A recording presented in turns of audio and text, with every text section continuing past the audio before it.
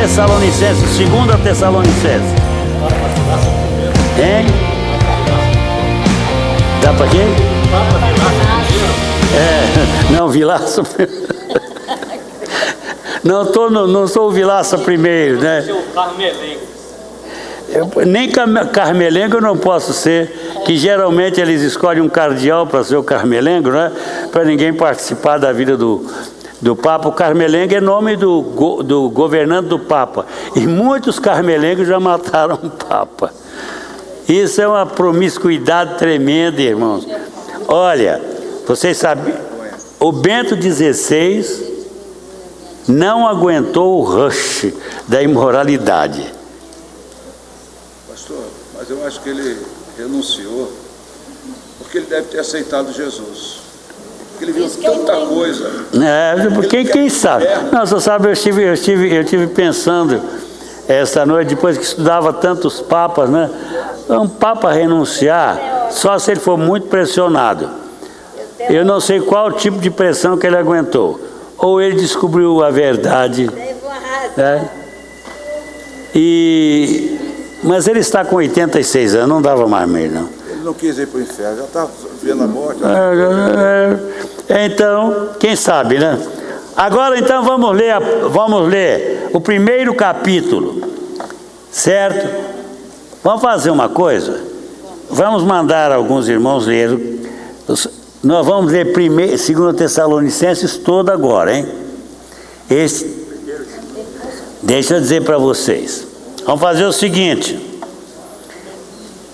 Irmão Abner, o senhor vai ler de capítulo 1, verso 1 até o verso 6. A Angélica vai ler capítulo 1, de 7 a 12. Ouviu, dona Angélica? 1, de 7 a 12. Segundo, nós vamos resolver depois. Pode ficar de pé, irmão Abner. Alex, me presta o microfone. Não, peça o microfone para o irmão Abner aqui.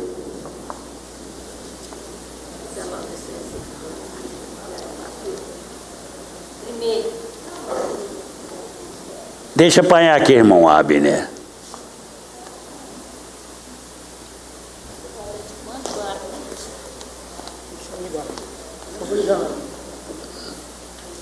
Depois a irmã Angélica vai ler. 7 a...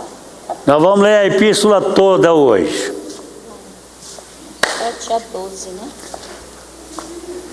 Dois irmãos vão levantar a mão, que eu quero que leia para ler depois. Pode levantar rápido. Primeiro que levantar. Pode ler, pastor.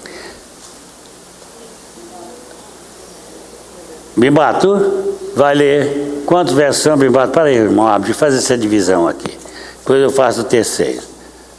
Capítulo 2, Bimbato. De 1 a 8. E segundo irmão que vai ler, a Simone, de 9 a 17. Agora, irmão Abner, pode ler. Paulo, Silvano e Timóteo, à igreja de Tessalonicenses, em Deus nosso Senhor, em Deus nosso Pai, e no Senhor Jesus Cristo, graça e paz a vós outros da parte de Deus Pai e do Senhor Jesus Cristo. Irmãos, cumpre-nos dar sempre graças a Deus no tocante a vós outros, como é justo, pois a vossa fé cresce sobremaneira e o vosso mútuo amor de uns para com os outros vai aumentando, a tal ponto de que nós mesmos nos gloriamos de vós na igreja de Deus, à vista da vossa constante fé, em todas as vossas perseguições e nas tribulações que suportais, sinal evidente do juízo de Deus, para que sejais considerados dignos do reino de Deus, pelo qual, com efeito, estáis sofrendo. E de fato é justo para com Deus que Ele dê em paga tribulação aos que vos atribulam. Verso 7, Angélica, aqui está o microfone. Aqui. Leia no microfone. E a vós outros, que sois atribulados, alívio juntamente conosco, quando do céu se manifestará o Senhor Jesus com os anjos do seu poder, e em chama de fogo, tomando vingança contra os que não conhecem a Deus e contra os que não obedecem ao Evangelho do nosso Senhor e Salvador Jesus Cristo. Estes sofrerão penalidade de eterna destruições, banido de face do Senhor e da glória do seu poder, quando vier para ser glorificado nos seus santos e ser admirado em todos que creram naquele dia, porquanto foi criado entre vós, foi crido entre vós o nosso testemunho. Por isso, também não cessamos de orar por vós, para que o nosso Deus vos torne digno da sua vocação e cumpra com poder todo o propósito da bondade e obra de fé. Até quanto? Até 12. Até terminar. A fim de que o nome do Senhor Jesus seja glorificado em vós, e vós nele, segundo a graça do nosso Deus e do nosso Senhor Jesus Cristo. Amém. Bimbato, pode ler. Irmãos, 2, de 1 a 8. 7, né? 8. De 1 a 8, Irmãos, no que diz respeito à vinda do nosso Senhor Jesus Cristo e à nossa reunião com Ele, nós vos exortamos a que não vos demovais da vossa mente com facilidade, nem vos perturbeis, quer por espírito, quer por palavra, quer por epístola, como se procedesse de nós, supondo tenha chegado o dia do Senhor. Ninguém de nenhum modo vos engane, porque isso não acontecerá sem que primeiro venha a apostasia e seja revelado o homem da iniquidade, o filho da perdição, o qual se opõe e se levanta contra tudo que se chama Deus ou é objeto de culto, a ponto de assentar-se no santuário de Deus, ostentando-se como se fosse o próprio Deus. Não vos recordeis de que, ainda convosco, eu costumava dizer-vos essas coisas, e agora sabeis que o que detém para que ele seja revelado somente em ocasião própria. Com efeito, o ministério da iniquidade já opera e aguarda somente o que seja afastado, o que aquele agora o detém. Então será de fato revelado o iníquo, a quem o Senhor Jesus matará com o sopro da sua boca e destruirá pela manifestação da sua vinda. Muito bem. Simone, 9 até 17. Quando esse homem que invalida a Torá vier, o adversário lhe dará poderes para realizar todos os tipos de falsos milagres, sinais e maravilhas.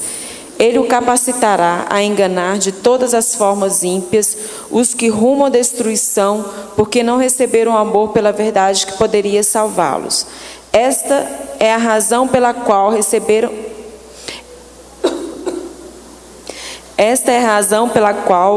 Deus os fez desviar, para que creiam na mentira. O resultado será que todos os que não creram na verdade, mas tiveram prazer na impiedade, serão condenados.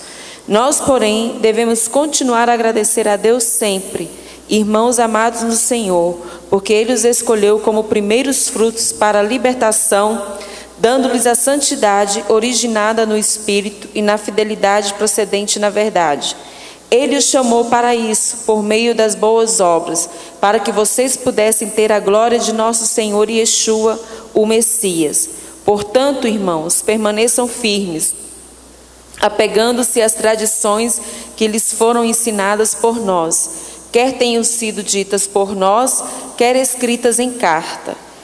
E que o próprio Senhor Yeshua, o Messias e Deus nosso Pai, que nos amou por sua graça e nos deu consolo eterno e uma boa esperança, confortem seu coração e os fortaleçam em toda boa palavra e obra.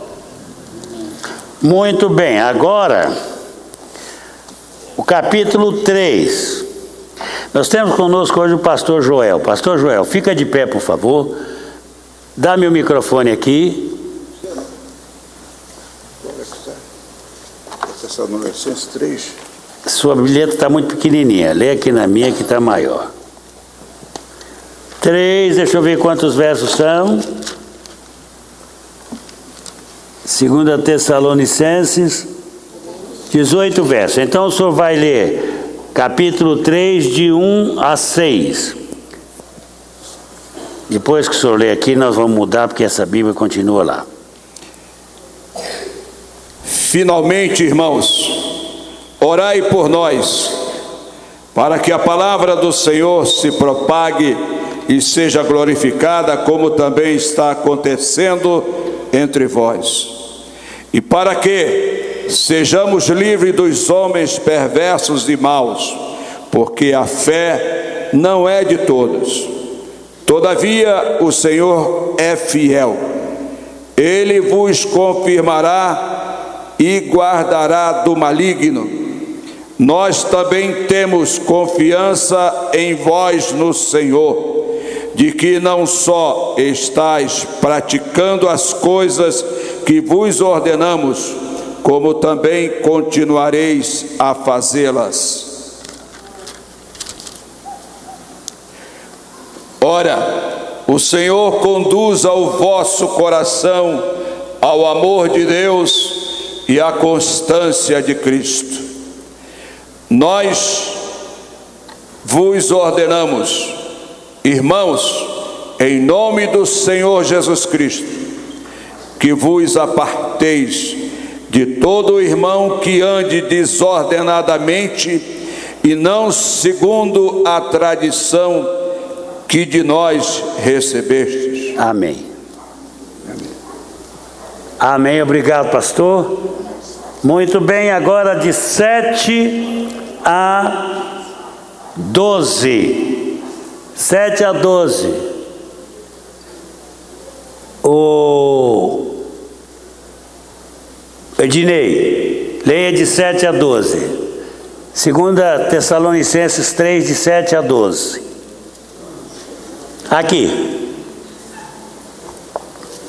Pode ler daqui.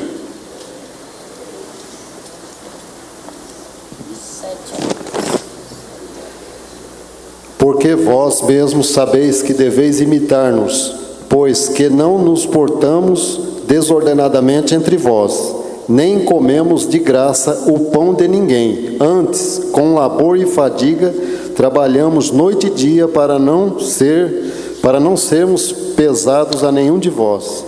Não porque não tivéssemos direito, mas para vos dar em nós mesmos exemplo, para nos imitardes. Porque quando ainda estávamos convosco, isto vos mandamos: se alguém não quer trabalhar, também não coma. Porquanto ouvimos que alguns entre vós andam desordenadamente, não trabalhando, antes intrometendo-se na vida alheia. A esses tais, porém, ordenamos e exortamos por nosso Senhor Jesus Cristo que, trabalhando sossegadamente, comam o seu próprio pão. Amém. 13 a 18.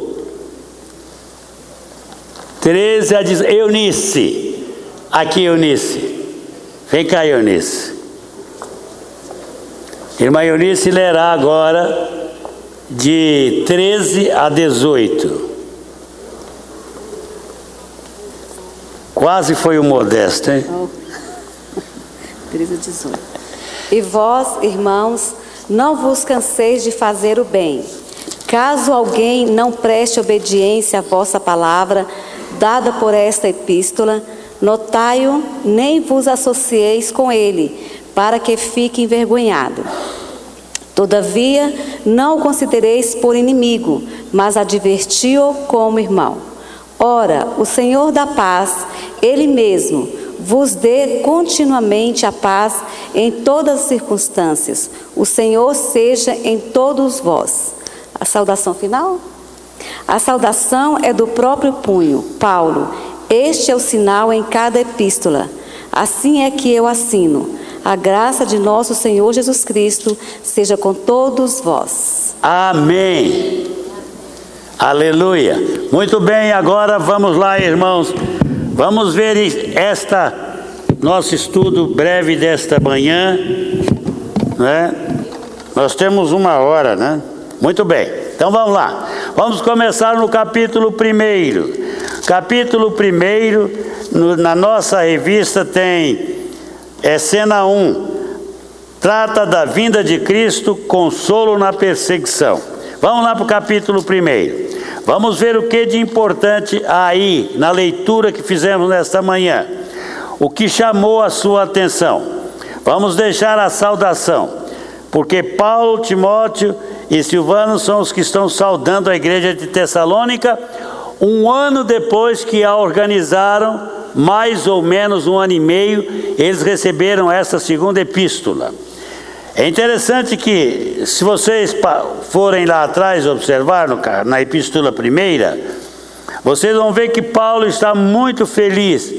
Ele está realizado com o fato de aquela igreja haver crescido e se firmado numa fé inabalável.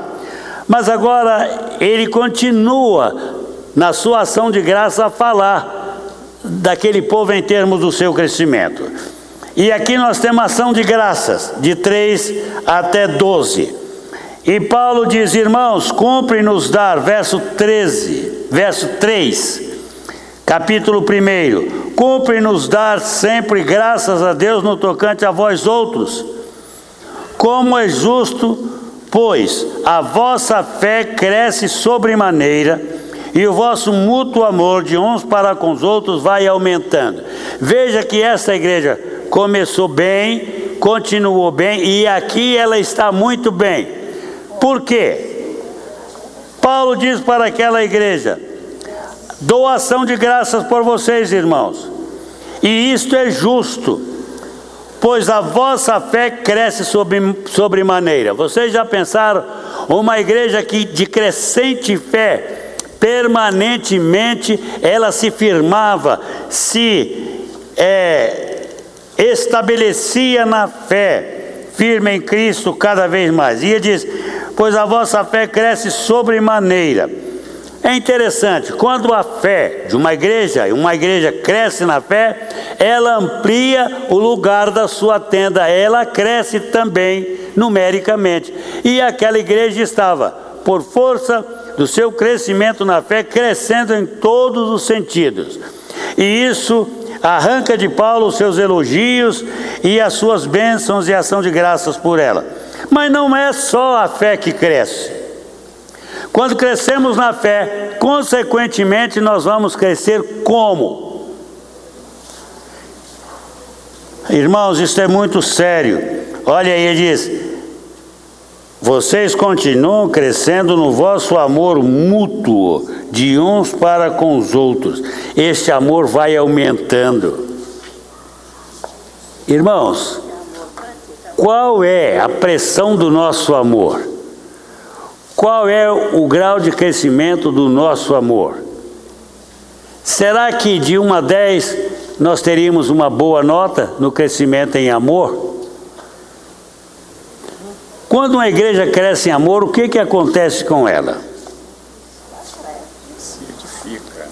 Ela vai se revigorar e vai evidenciar na vivência mútua, na vida diária, interesse uns pelos outros.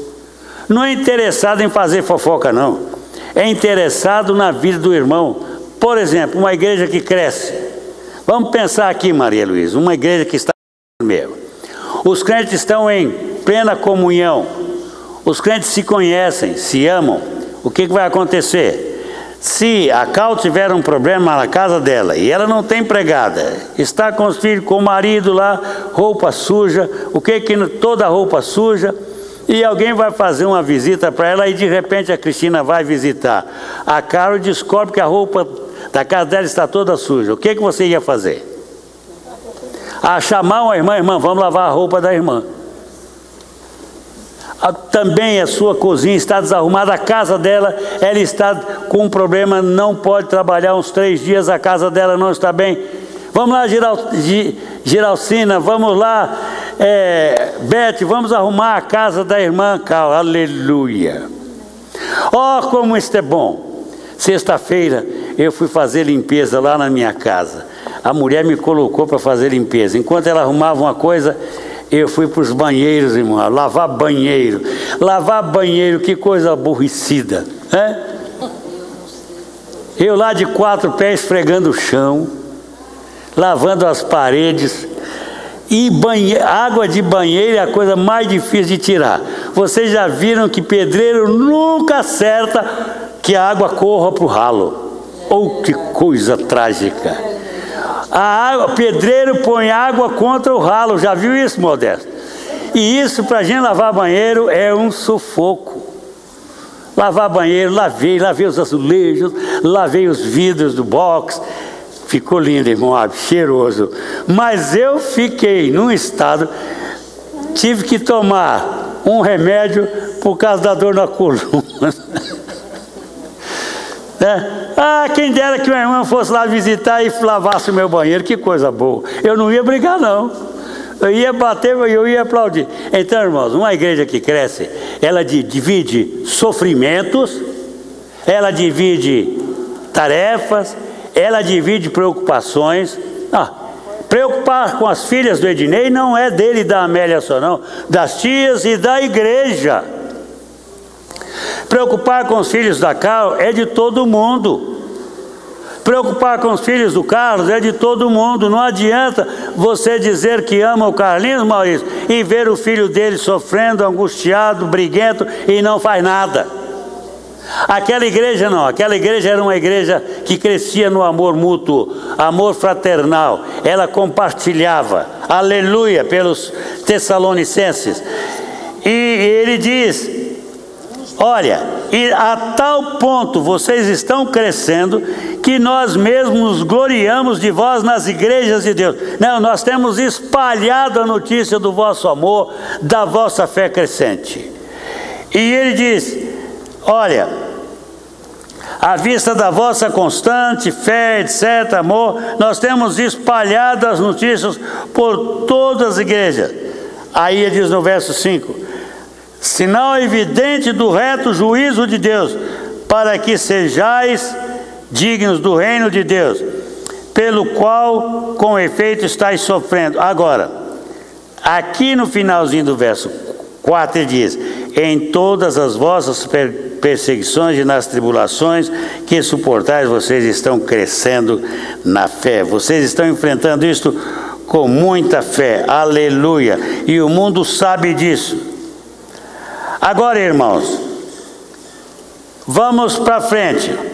Verso 7 diz: e a vós outros que sois atribulados, alívio, juntamente conosco, quando do céu se manifestar o Senhor Jesus com os anjos do seu poder. Aleluia.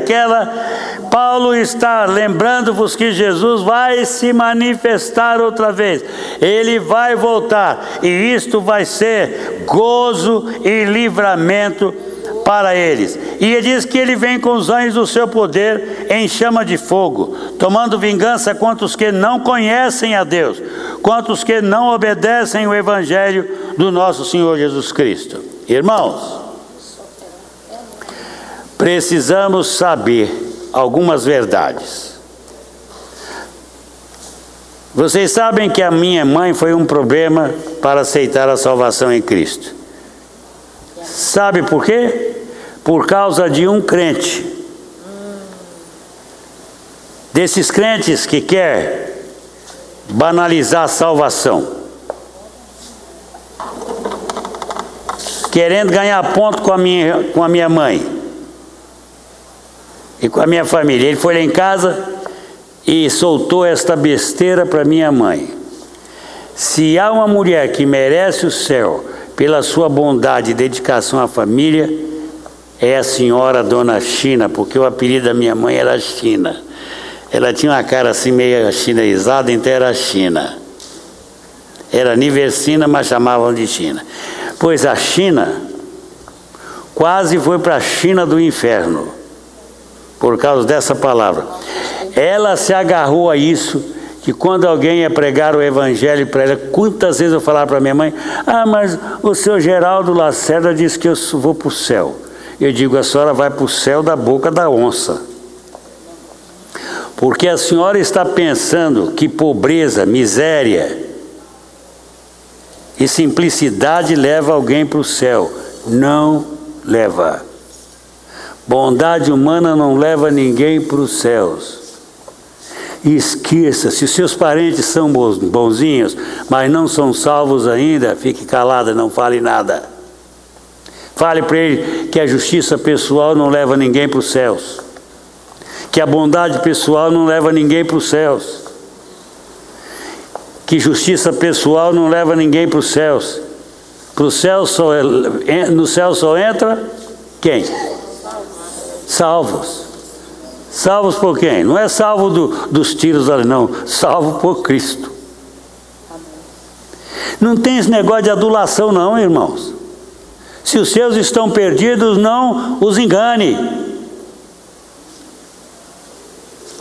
Vocês sabem que a minha mãe só foi salva no último mês de vida, porque a minha irmã me telefonou e disse para mim: Vilaça, nossa mãe está morrendo dentro de um mês e pouco.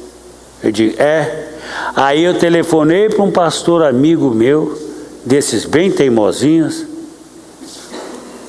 que ele não largava as pessoas, diz: Valtir, vai visitar a minha mãe e não a deixe enquanto ela não aceitar a Cristo. E ele foi para lá.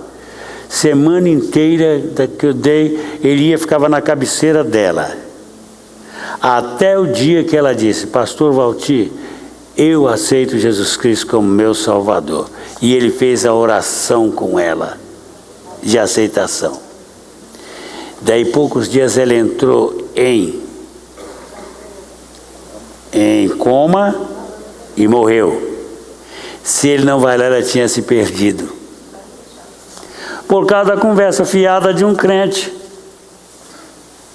Não responda apressadamente a ninguém. Por exemplo, eu um dia fui no enterro. A mãe do rapaz assassinado perguntou: Pastor, o meu filho está no céu? E eu conhecia bem a vida dele.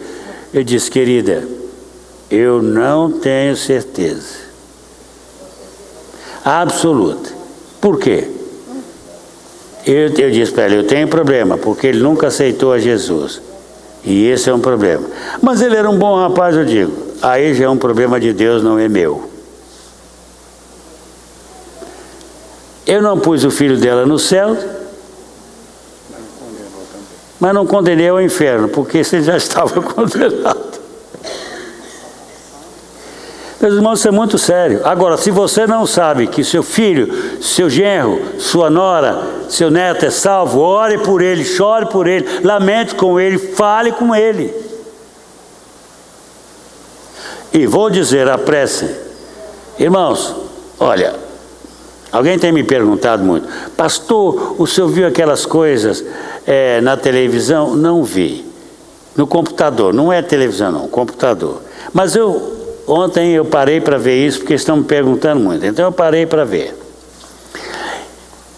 E aí, irmãos, a gente tem que tomar uma atitude a respeito das coisas que estão acontecendo. Eu sei que Cristo está voltando agora. Aleluia. Mas eu não vou na conversa das profecias de São Malaquias. São Malaquias era um padre que eu não sei a situação dele. Li as profecias dele, mas profecia de Nostradamus é a mesma coisa. Eu não vou atrás daquele que disseram, daquele que pensou, nem que se for de qualquer igreja evangélica, que vier dizendo que chegou à conclusão que Jesus está voltando por causa da morte do Papa. Sai dessa, não vai nessa conversa. Porque está havendo uma cura, não vai através disso. Paulo diz: olha gente, nós vamos chegar lá, aí eu vou explicar. Então, o apóstolo Paulo agora, irmãos, na segunda carta, ele está dizendo: Cristo está voltando, e ele vai recompensar a cada um, os homens serão julgados. E vou dizer para vocês, queridos Tessalonicenses, estes, os maus, sofrerão penalidade eterna, destruição, sofrerão penalidades de eterna destruição, banidos da face do Senhor e da glória do seu poder. Quando Ele vier para ser glorificado nos seus santos, Jesus vai ser glorificado nos santos e vai causar pavor ao perdido. Os perdidos não vão ter tempo de glorificar, porque diz que Ele vai trazer pavor. E quando vier, Ele vem para ser glorificado nos santos e ser admirado em todos que creram naquele dia. Creram em que dia? No dia da sua vinda. Você crê mesmo? No nome de Jesus, você está crendo que Cristo vai voltar nesta geração agora? E como nós estamos vendo, irmãos, sinais da sua vinda se mostram cada vez. Todos os fatores. Olha, ontem eu li de um padre dizendo o seguinte, que as coisas estão acontecendo, as profecias de São Malaquias, porque elas estiveram escondidas durante muito tempo. Ela surgiu em 1595, foi que elas vieram à tona. Mas ele diz, quem sabe se está vindo para a igreja tomar uma posição, uma nova posição, para a igreja entender o seu trabalho, mudar o seu curso. Por quê? Porque ele é padre, ele está vendo que a coisa não vai bem. Já se viu que a coisa não está bem.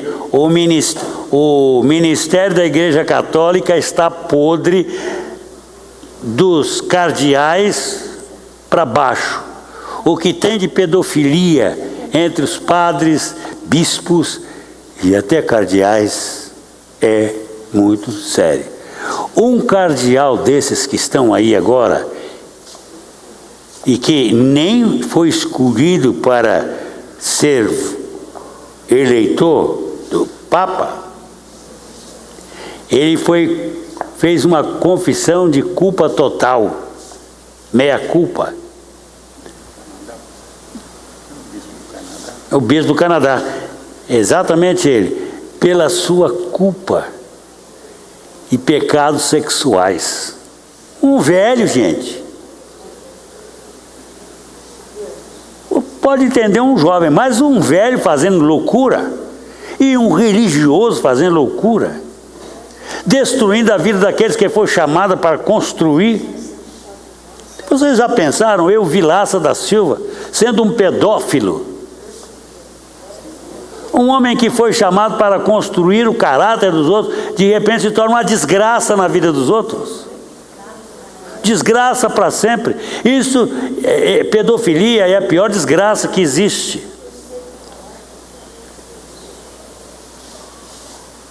Uma história de um menino que os pais o venderam para um pedófilo. Esse menino rejeitou os pais, odiou os pais como nunca, com um ódio do inferno. Queria matar os pais. Isso é uma desonra para uma criança, é uma desonra para uma família. É uma tristeza. O que a Igreja Católica tem gasto com esses pecados, gente, nos Estados Unidos, porque tudo é indenizado, é um horror. Então, gente, agora Cristo vem, essas coisas vão ser trazidas à tona, todas elas, das nossas igrejas. Quantos pecados vão ser revelados? Glória a Deus, que eu não vou ver tudo. Mas, Bimbato, você sabe, eu tenho uma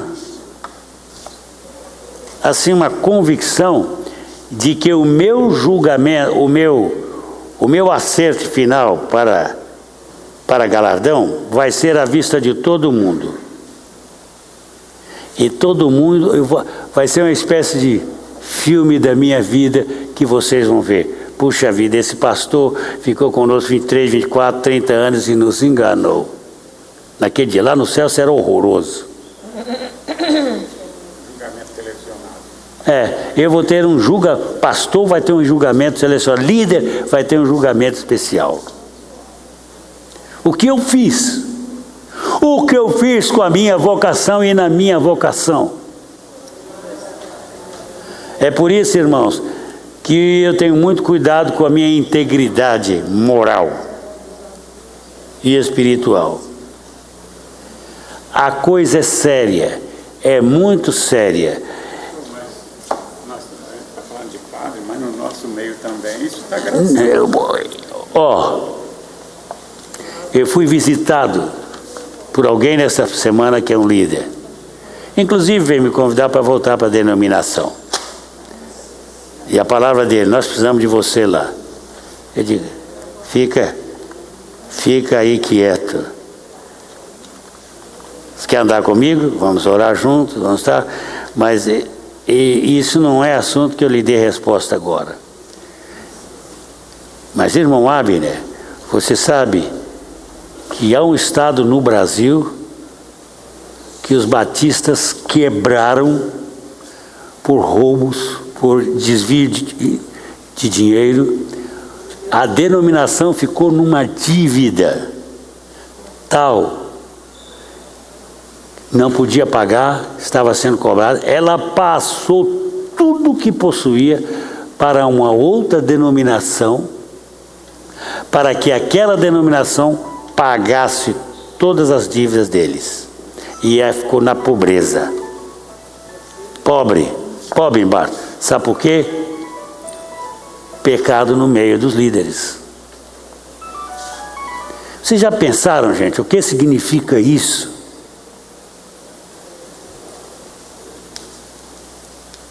Eu sei que aqueles que estão bem pertinho de mim como líderes, os pastores, deixa que eu não cobro tanto, porque ele tem juízo. Mas os meus moços, os meus líderes próximos, eu estou em cima deles.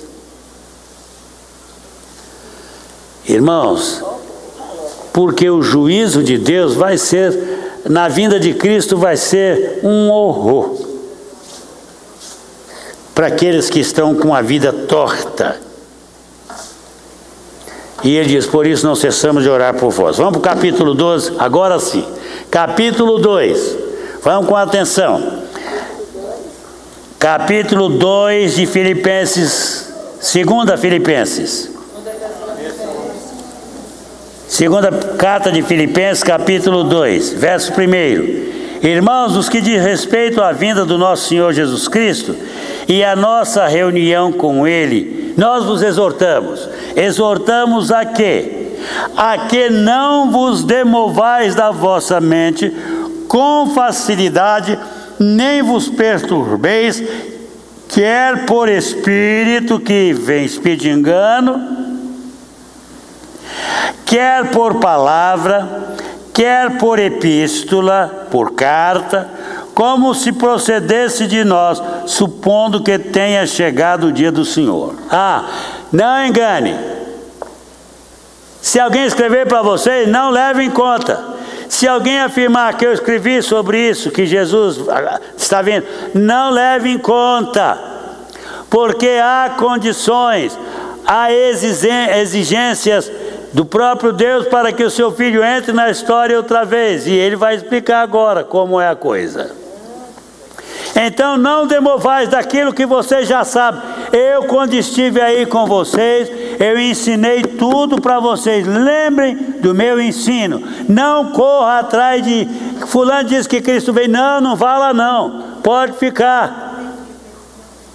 Parece que Jesus veio. Lá em Belo Horizonte tem um homem chamado Jesus que está fazendo milagre. Deixa fazer. Não vai lá não.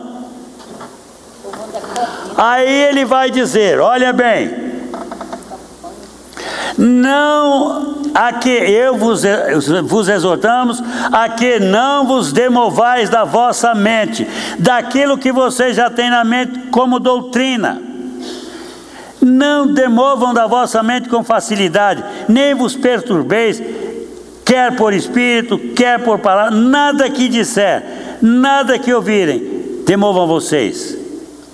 Verso 3: ninguém de nenhum modo vos engane, porque isto não acontecerá. A vinda do Senhor não acontecerá sem que primeiro venha a apostasia. A apostasia é o quê? A negação da fé verdadeira, da doutrina bíblica verdadeira. Sem que primeiro venha a apostasia e seja revelado mais o que? O homem da iniquidade, o filho da perdição. Quem é este? Haverá um homem, filho da iniquidade. Isso está lá em Daniel. Depois, o filho da perdição. Duas qualidades desse homem, né? Ele é homem da iniquidade e filho da perdição. E mais uma coisinha: esse homem se opõe e se levanta contra tudo o que se chama Deus ou objeto de culto, a ponto de assentar-se no santuário de Deus, ostentando-se como se fosse o próprio Deus. Como ele estará governando em Jerusalém? O lugar que ele vai assentar é no templo. Uma das condições é a reconstrução do templo, né, pastor? O templo não é problema, porque eu creio, Bimbato, para mim não é. Já tem os utensílios todos prontos, só falta... Porque todo o material está pronto, só falta o anticristo chegar e dizer assim: reconstrua o templo, e ninguém vai fazer. Não é pelo ele chegar, ele vai mandar. Olha aqui, a turma do Maomé vai ficar, boca fechada. Judeu vai ficar fechado, porque os judeus estarão assim com o anticristo, O mundo estará assim com o anticristo, E eu creio, irmãos, isso é Vilaça. Quando vocês disseram, o Vilaça crê assim. Eu creio que quem vai reconstruir o templo é o anticristo. Por quê, irmão Abner? Por quê? Porque ele vai precisar entrar naquele templo para dizer que ele é Deus. E proibir qualquer outra expressão religiosa que não fosse voltada para ele como Deus. E como os judeus estarão com ele aí, isso vai acontecer quando? No meio da 70ª semana de Daniel, que é os últimos 7 anos do tempo da grande tribulação. É a semana da grande tribulação, a 70ª semana de Daniel. 3 anos e meio será tudo lindo com o anticristo para os judeus. 3 anos e meio depois tudo preto. Sabe por quê, Maria Luísa? Porque os judeus vão se levantar contra ele e ele vai matar o que puder de judeu. Ele vai fazer uma varredura dos judeus, vai ser outro Hitler. Ele é companheiro do Hitler mesmo? Então ele já está no inferno com ele? Ele vem do inferno onde está com Hitler? Hein? Ele vai exigir a adoração do judeu e ele não vai se dobrar. O judeu não vai se dobrar. Exatamente, Bibato. E neste tempo ele vai exigir a adoração dos judeus. E os judeus não vai adorar e ele vai matar todo mundo. Aí vai matar. Porque na grande tribulação, na semana da tribulação e da grande tribulação, porque tem tribulação e tem a grande tribulação. Os 3 anos últimos e meio é que serão os anos da grande tribulação, Modesto.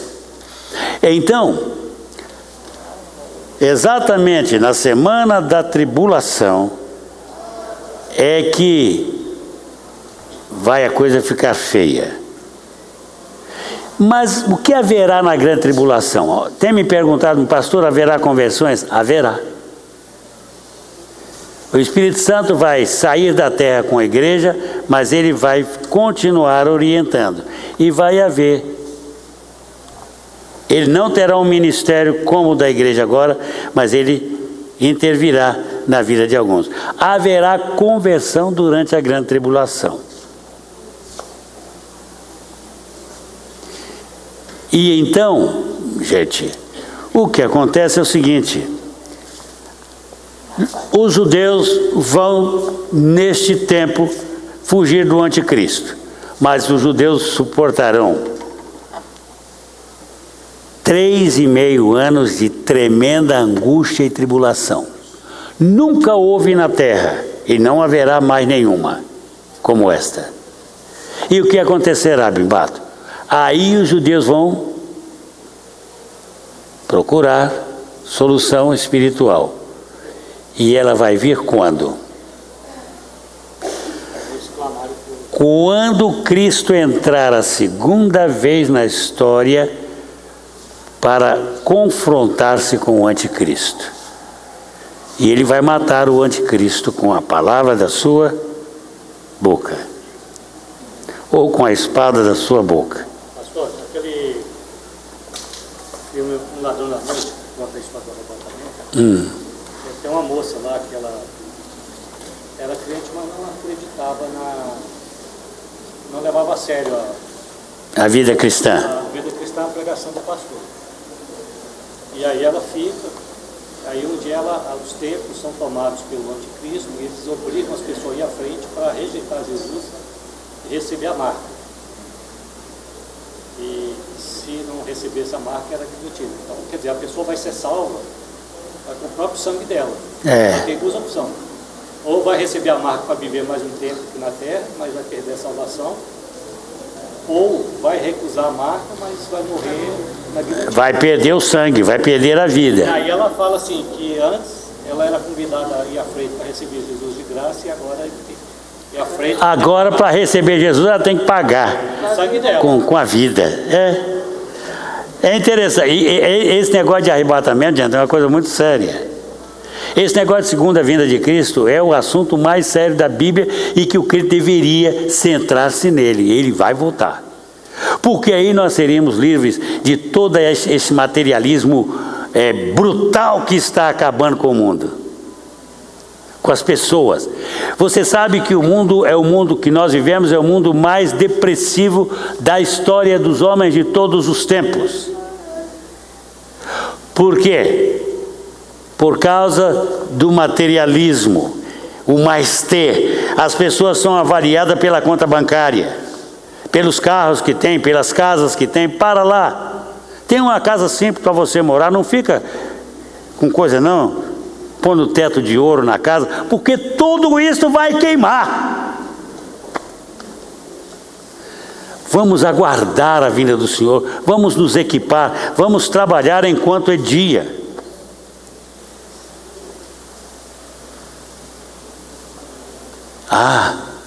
Isso é sério, irmãos. Agora,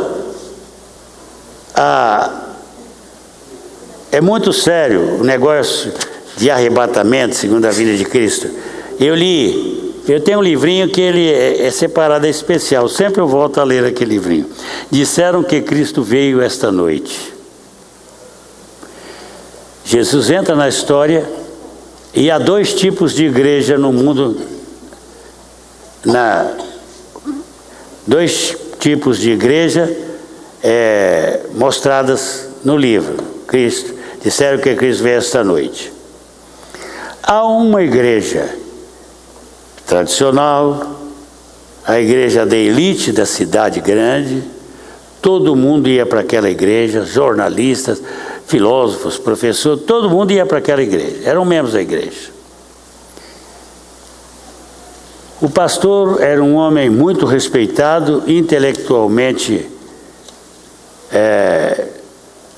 de uma intelectualidade alta e aceito por toda a sociedade daquela cidade. E havia uma igreja desse tipo, sapatinho de fogo, né? Aleluia! E aquela igreja era também uma grande igreja, mas havia uma coisa: enquanto a igreja grande da cidade, a principal igreja, não cria na segunda vinda e não pregava sobre isso, a outra vivia falando, o pastor da outra era fissurado em segunda vinda. E a preparação dos crentes. E ele preparou a sua igreja mesmo para a segunda vinda de Cristo. Acontece que Cristo veio para o arrebatamento. E houve uma coisa: os crentes foram arrebatados. Lá da igrejinha, quase todo mundo. Só alguns ficaram. Alguns ligados a parentes da igreja que ouviram falar, mas não aceitaram. E é interessante que você vai ver quadros como esse. Uma crente havia morrido e estava sendo velada, de repente a mulher ressuscita. Um corre-corre danado. Já pensou você, Terezinha, está numa vigília, lá fazendo uma vigília de um cadáver, ele levanta, é um corre-corre que não vai ficar ninguém. Aí um outro homem não foi arrebatado, volta para casa. Foi muito difícil chegar em casa, quando chega não estão nem a esposa, nem a filha adolescente dele, tinham sido arrebatadas. Ele era o homem do petróleo. Quando ele chega e vê a casa vazia, a mulher não estava presente, não era costume de ela sair, ela telefonou para alguns, né? Ela foi arrebatada. Aí ele viu a roupa delas num determinado lugar e disse, não, foram embora. E ele ficou desesperado. E é interessante que ele estava com uma pasta cheia de dinheiro. E então, quando ele viu que a mulher foi e ele não foi, ele disse, bem que ela me avisou, mas eu nunca parei para ouvi-la. Agora, o que vale tanto dinheiro? Pegou, jogou o dinheiro fora e deu um tiro no ouvido. E aí vai, Modesto. Crentes ficando porque não perceberam. Daquela igreja grandona, todos ficaram. Um que outro crente humilde que cria foi, mas todo mundo foi embora. Aí o pastor, depois do arrebatamento, estava explicando, pregando um sermão, explicando que aqueles crentes foram embora em OVNIs porque não eram bons crentes. Aí levantou o velho diácono que estava com ele há muitos anos assim, meu pastor, o senhor vai me desculpar, eu sempre apoiei o senhor e fiquei com o senhor porque apoiei o senhor na sua arrogância e na sua estranha pregação que nunca nos preparou para a segunda vinda de Cristo. Mas esses irmãos foram com Jesus, eles foram todos arrebatados, e o Senhor já viu que aqui na nossa igreja, hoje nós não temos nenhum daqueles irmãos para os quais nós olhávamos de soslaio, porque eles criam na segunda vinda de Cristo. Eles foram também, mas nós ficamos, e a culpa foi minha, porque eu aceitei o Senhor pregar contra a segunda vinda de Cristo. Eu estou aqui por minha culpa, porque eu não fui leal a Jesus. Então, este é que é o problema. Porque haverá separação dos homens. Sabe, irmãos, a igreja, ela tem que decidir como ela vai viver. Se ela vai viver na santa esperança da volta de Cristo ou não. Mas Cristo só vem. Primeiro ele vem antes da tribulação para arrebatar os seus. Depois ele vem no final da tribulação para destruir o anticristo, e ele vem com os seus santos em glória para quê? Para no final da tribulação, para inaugurar o seu milênio aqui na terra. Aí a igreja vem com Cristo. O que você acha da vida cristã? Será que o crente tem algum valor vai fazer alguma coisa na eternidade? Qual será a nossa função nos tempos eternos? Vamos trabalhar, não é? Mas qual será? Sabem, irmãos, na igreja de Corinto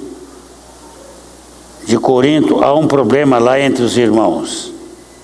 Irmãos que levavam uns aos outros à justiça, aos tribunais humanos. Aí Paulo vem e ele fala com aqueles crentes. Vamos lá para 1 Coríntios 6.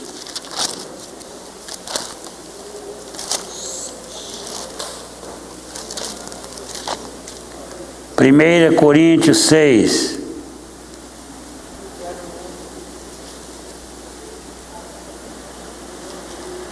Primeiro vamos ver 5 verso 12. 1 Coríntios 5 verso 12. Depois nós vamos para o 6.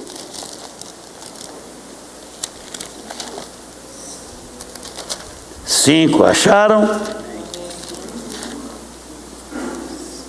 Verso 12.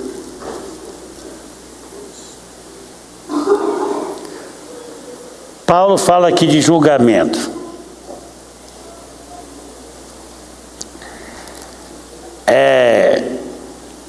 Em Corinto havia um rapazinho que abusou da sua madrasta sexualmente, incesto, né? E os coríntios estavam muito felizes porque tinha tal homem lá. Paulo chama a atenção deles e disse que este camarada devia ser entregue ao diabo. Aí ele no verso 12 diz assim: pois com que direito haveria eu de julgar os de fora? Não julgais vós os de dentro? Mas não é tanto isso. Vamos agora para o verso para o capítulo 2. Capítulo 6, versos 2 e 3. Capítulo 6 de 1 Coríntios, versos 2 e 3. Vejam bem o que Paulo diz aí. Olhem bem. Ou não sabeis que os santos hão de julgar o mundo? Ora, se o mundo deverá ser julgado por vós, sois acaso indignos de julgar as coisas mínimas, esses probleminhas que estão acontecendo aí entre os irmãos? Não sabeis que havemos de julgar os próprios anjos? Quanto mais as coisas desta terra, desta vida. Irmãos, nós vamos julgar o mundo. Nós vamos julgar anjos. Portanto, amadureçamos. Tratemos das coisas entre nós com nobreza.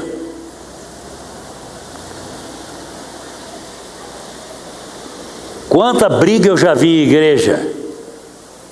Quanto desentendimento falaz destrutivo, altamente destrutivo e escandaloso, por falta de sabedoria.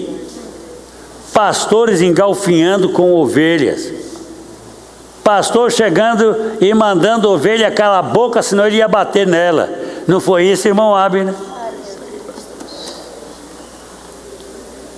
Vocês já viram, irmãos? Essas quizumbas entre crentes. Isso tem que acabar. Ah, se o irmão te deve, não leve à justiça não. Trabalhe com ele, ajude-o para ele pagar você. Mas se você pode perdoá-lo, perdoa-o. Se ele disse que ia pagar você, Modesto, você emprestou 6 mil reais para um irmão, de graça, Modesto. Aí ele quer matar depois para ele pagar você, não dá. Então, se você pode suportar isso, suporte com amor, perdoa. Agora, queridos, esse negócio de crente brigando por causa de coisinhas, eu estava vendo esse pastor mesmo que estava explicando sobre o Apocalipse, ele está numa briga tremenda com a igreja adventista do sétimo dia, lá do Paraná, porque foi excluído da igreja. Diz o pastor que ele não crê na doutrina da Trindade, mas a doutrina da Trindade da Ellen White é meio perigosa mesmo. Então, irmãos, agora Paulo diz: meus irmãos, Jesus vem e então todas essas coisas, todo o sofrimento, toda a mágoa, toda a dor, toda a angústia que nós tivemos será recompensada. Agora, vamos voltar aqui. Então, antes do anticristo, Cristo não virá. Virá no arrebatamento, mas quando ele arrebatar a igreja, nós já vamos saber que o anticristo está entrando na história. E ele vem no final da 70ª semana para confrontar com o anticristo. E ele diz, Paulo diz ainda, a segunda vinda vai acontecer. Mas ele diz, com efeito, o mistério da iniquidade já opera, aguarda somente que seja afastado aquele que agora o detém. Então será de fato revelado o iníquo, a quem o Senhor Jesus matará com o sopro da sua boca e destruirá pela manifestação da sua vinda. Ora, o aparecimento do iníquo é segundo a eficácia de Satanás, com poder, sinais, prodígios e mentiras, e com todo engano de injustiça, aos que perecem, porque não acolheram o amor da verdade para serem salvos. E por este motivo, pois, que Deus lhes manda a operação do erro, para darem crédito à mentira, a fim de serem julgados todos que não deram crédito à verdade, antes, pelo contrário, deleitaram-se com a injustiça. Queridos, esse negócio de aceitação da verdade, ou adiamento da aceitação da verdade de Cristo, é muito perigoso. A procrastinação em aceitar a Cristo, a procrastinação em ter uma vida cristã autêntica por parte de muitos crentes é perigoso, porque pode adiar e você ser pego num momento que você não esteja bem. Questões espirituais nós temos que resolver cedo, não ficar adiando amanhã. Uma das táticas do diabo em levar os homens à perdição chama-se procrastinação.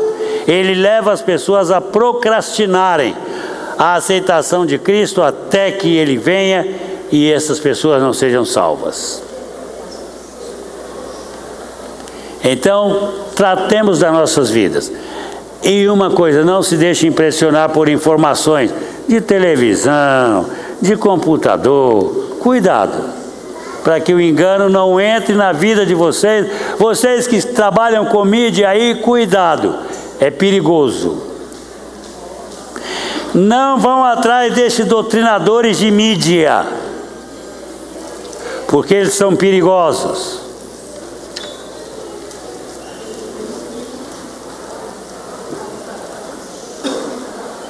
Vocês têm uma pergunta a fazer? Quando Cristo voltar a confrontar o anticristo, aquelas pessoas que estarão habitando na terra, que não foram salvos, como é que vão ficar a situação dela? Porque está lá no milênio, né? Elas não vão poder participar do milênio. Mas atenção, no milênio será o seguinte: haverá paz na terra. É claro que não vai ser uma coisa assim, uma destruição desordenada, certo, Bimbato? Mas as nações ficarão na terra. E você sabe que a festa dos tabernáculos voltará a ser praticada intensamente no milênio? Todo ano haverá a prática da festa dos tabernáculos. E diz que a nação que não for, não será abençoada naquele ano. Certo? Mas Cristo não vai reinar sobre incrédulos. Ele vai estar aí. Os homens voltarão a ter chance. Alguns intérpretes dizem que sim. Então, sim. Mas há a possibilidade de as nações serem enganadas outra vez. Quando? Um milênio. Depois do milênio, as nações vão ser tentadas outra vez. Outra pergunta? Vou terminar.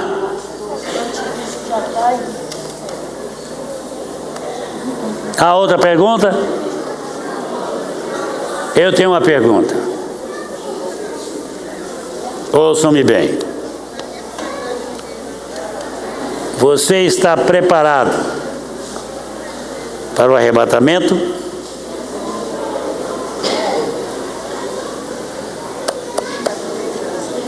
Hein, Francisco? Como se preparar?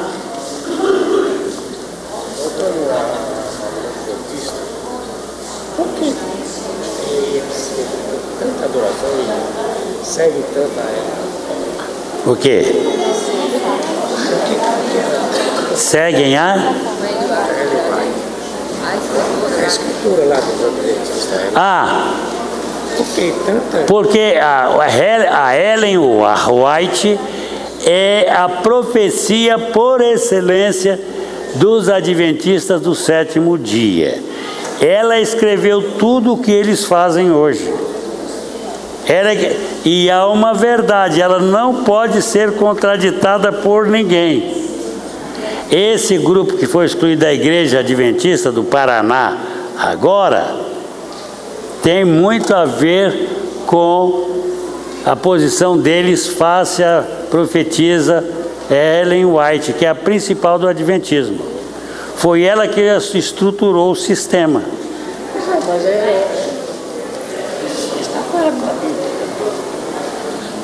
Não, a Ellen pegou a doutrina sabática e implantou na igreja de uma forma não judaica, porque ela não é judaizante, mas de uma forma dela, né?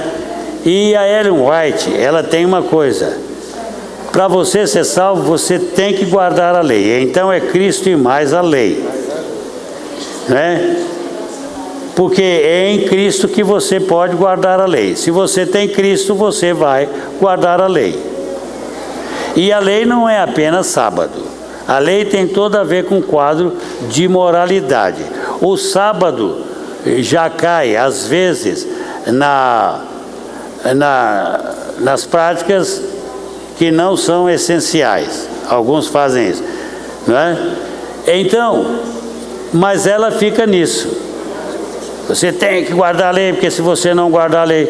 Não, guardar a lei não é solução, porque se fosse, Jesus não tinha vindo. A lei só tem uma coisa que a lei faz em absoluto. A lei serve para nos conduzir a Cristo, porque nós descobrimos que sem Cristo nós não podemos guardar a lei e por isso não temos salvação. Está vendo como funciona? Pastora Neuza. Pastora Neuza.